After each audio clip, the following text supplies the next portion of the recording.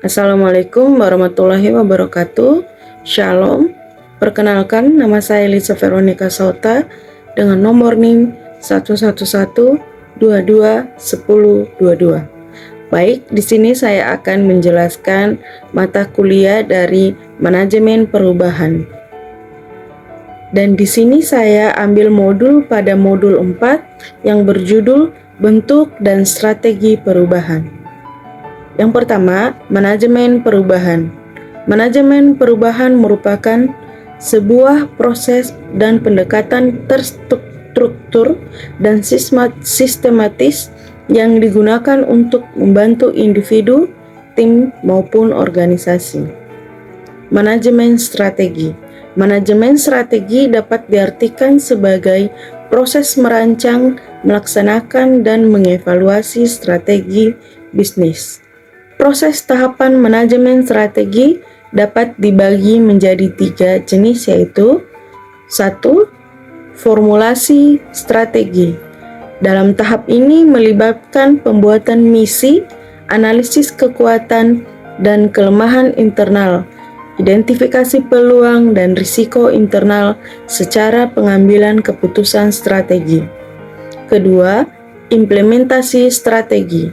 Tahap ini implementasi mencakup penetapan tujuan atau target, pengelolaan kebijakan, pengaturan sumber daya, motivasi karyawan, serta pengembangan budaya yang mendukung strategi.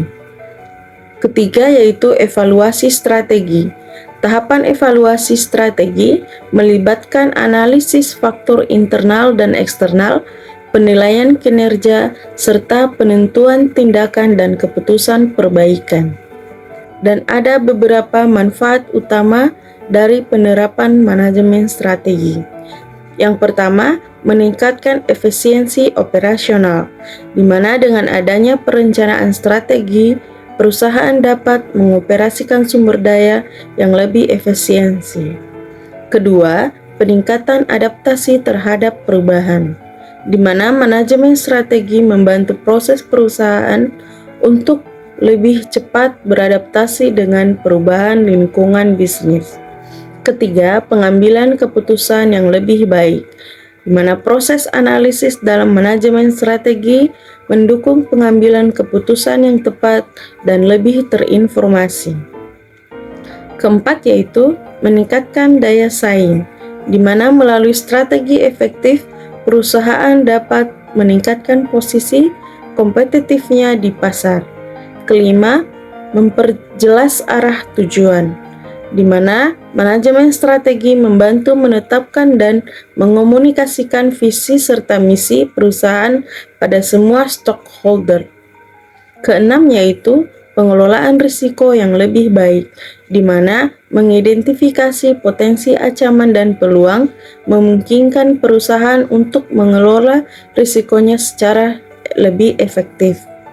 Ketujuh, yaitu inovasi dan pertumbuhan, di mana strategi yang baik mendorong inovasi dan menemukan peluang baru untuk berdua.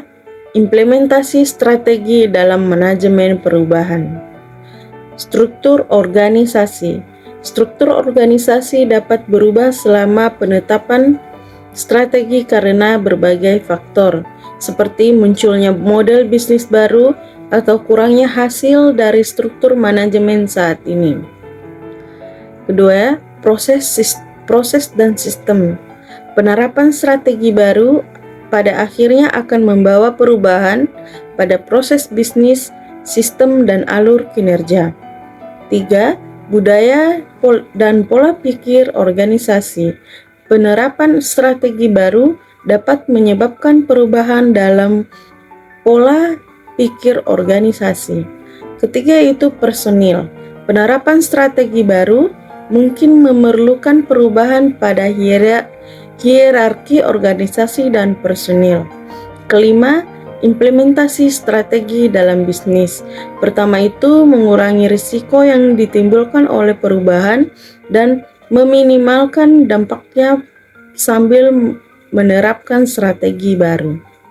3. Bentuk strategi dan fungsi perubahan strategi. Yang pertama, bentuk strategi perubahan. Di sini bentuk strategi perubahan mengarah pada salah satu jenis perubahan strategi, yaitu yang pertama, perbaikan keberlanjutan, kedua, penanggulangan kompetitif, ketiga, transformasi metamorf, keempat, gangguan inventif, dan yang terakhir yaitu fungsi perubahan strategi. Yang pertama, mengelola resistensi, kedua, menciptakan permintaan dan keuntungan, ketiga, manajemen risiko, keempat, komunikasi, kelima, menjamin keberlanjutan. Baik, demikian dari hasil diskusi saya.